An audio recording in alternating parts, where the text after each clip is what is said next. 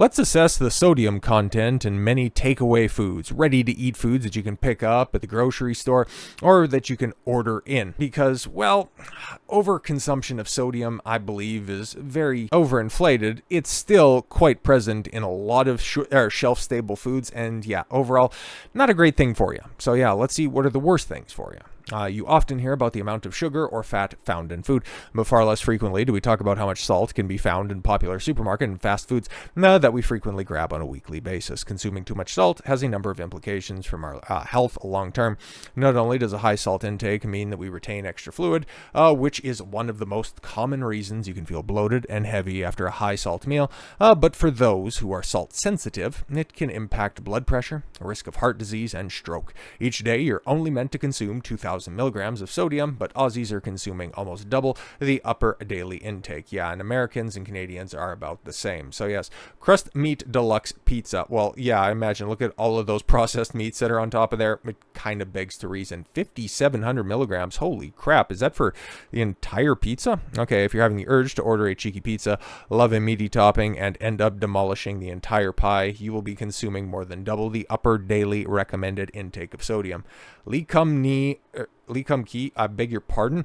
Sauce, Mongolian lamb ready sauce. Okay, 4,130 milligrams. So yeah, that's all of your like Korean, Japanese, Chinese food.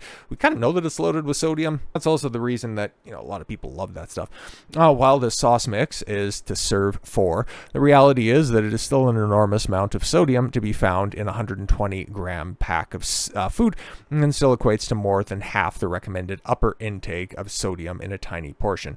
Domino's Pizza, 1,600 to 4,000 milligrams. Well, yeah, that totally makes sense. Your favorite pie is a margarita? And you must enjoy a couple of slices, but your pizza dinner could be just 600 to 800 milligrams of sodium. But on the other hand, if you're more likely to demolish the entire pizza and opt for more indulgent toppings like buffalo chicken, your pizza will contain upwards of 3,000 to 4,000 milligrams of salt. Red Rooster half chicken pack. So fried chicken, 3,275 milligrams. Holy! Nando's half chicken pack, same deal. Oh, but it's a little bit better out there. Okay, it looks like Nando's has got you covered if you're so inclined. So Heart and Soul, all natural rather. I was going to say all nasties because I guess it says no nasties.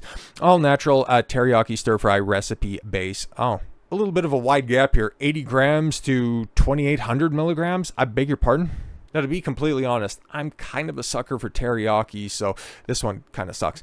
Marketed as containing no nasties with a base of soy sauce. Oh, there you go. That's the problem. This product is basically a big bunch of salt to add to your favorite stir fry. Prosciutto. Yes, some processed meats. 2,600 milligrams per 100 grams. Now, we all love the antipasto platter, but while you may only have a nibble of a few different items, and its processed meat is your thing, yes, it's certainly easy to get too much salt from a few thin slices of just 100 grams of prosciutto, offering almost 3,000 milligrams of sodium. Holy! Betty's Burgers, a double burger, 2,250 milligrams of salt. You kind of got to understand that. Guzman y Gomez, a burrito, 2,070 milligrams. Oh, three-piece, getting three-pieced by KFC, or a burger deal, 1,960 to 2,400 milligrams of sodium. Then, of course, I think the first thing that comes to mind, at least for me, when it comes to just sodium-laden food, that would be ramen in any of its different forms. Fantastic chicken noodle bowl, 1,890 milligrams. Movie popcorn, a large one, if you will, 1,800 milligrams. And another one that really sucks, sushi. You got 1,500 milligrams per tablespoon of soy sauce. Oh, I always ditch out on the soy sauce. Okay, good. Whew.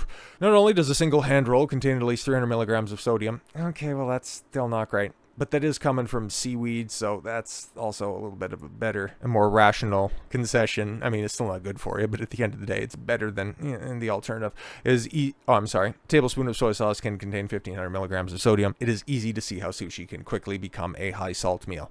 So yes, from the obvious to the not so obvious, there's a lot of salt in a lot of things, and if you aren't careful, you're going to end up stocking up on that stuff. And once in a while, it's not going to crystallize your heart. Okay, it's not the end of the world, but if you do this on a consistent basis, if you start to feel some tingles down your left arm, I'm not saying I didn't give you a heads up.